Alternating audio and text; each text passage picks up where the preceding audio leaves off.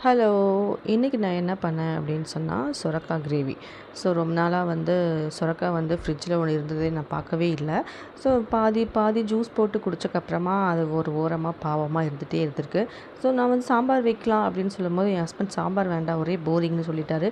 எனக்கு தோசைக்காக தொட்டுக்கிறதுக்கு ஏதாவது பண்ணி கொடு அப்படின்னு சொல்லும்போது, சரி நம்ம இதையவே நம்ம கிரேவியா பண்ணிடலாம் அப்படின்னு சொல்லிட்டு நான் சொரக்காய் கிரேவி பண்ணேன். ஸோ சொரக்காய் கிரேவி நான் எப்படி பண்ணேன் அப்படின்னு சொன்னா, பாத்திரத்தில் எண்ணெய் விட்டு கடுகு, சோம்பு, அதுக்கப்புறமா பச்சை மிளகா, வெங்காயம், கருவேப்பிலை எல்லாம் போட்டு நல்லா தாளித்து விட்டக்கப்புறமா, வெங்காயம் நல்லா வெந்து வந்ததுக்கப்புறமா இஞ்சி பூண்டு பேஸ்ட்டு கொஞ்சம் ஆட் பண்ணிக்கிட்டேன். ஸோ இஞ்சி பூண்டு பேஸ்ட் நல்லா வணங்கி நல்லா வந்தக்கப்புறமா, அது கூட நறுக்கி வச்ச தக்காளி ஆட் பண்ணியாச்சு. ஸோ உப்பு சேர்த்தி தக்காளி வேக வைக்கிறதுக்காக மூடி போட்டு வேக வச்சாச்சு. அது கூட நறுக்கி க்ளீன் பண்ணி வச்சுருக்கிற சொரக்காய் ஆட் பண்ணிக்கலாம். ஸோ அதுக்கப்புறமா அது நமக்கு தேவையான அளவு உப்பு எப்படி இருக்குன்னு பார்த்துட்டு, அது கூட கொஞ்சம் தண்ணி சேர்த்து நல்லா வேக வச்சிடலாம். நம்ம அதோடையே நமக்கு தேவையான மசாலாஸ் எல்லாம் ஆட் பண்ணிக்கலாம்.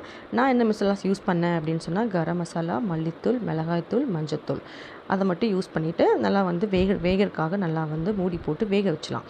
அதுக்கப்புறமா நான் ஒரு தேங்காய் பேஸ்ட் ஒன்று ரெடி பண்ணிக்கிட்டேன். ஸோ நான் எப்படி பண்ணேன் அப்படின்னு சொன்னால், தேங்காய், பட்டை, சோம்பு, மிளகு ஸோ அதெல்லாம் தண்ணி விட்டு நல்லா ஃபைன் பேஸ்ட்டாக அரைச்சி எடுத்தாச்சு.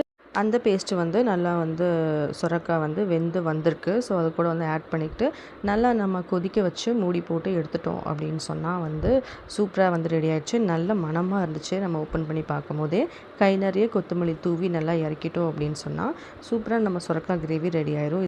இந்த கிரேவி சப்பாத்தி, பூரி, இட்லி, தோசை எல்லா டிஃபன் வெரைட்டிக்கும் ரொம்ப சூப்பராக இருந்துச்சு. நாங்கள் தோசைக்காக யூஸ் பண்ணிக்கிட்டோம். என் ஹஸ்பண்டும் சாப்பிட்டு பார்த்துட்டு ரொம்ப நல்லா இருக்குன்னு சொன்னார். நீங்களும் ட்ரை பண்ணி பாருங்கள்.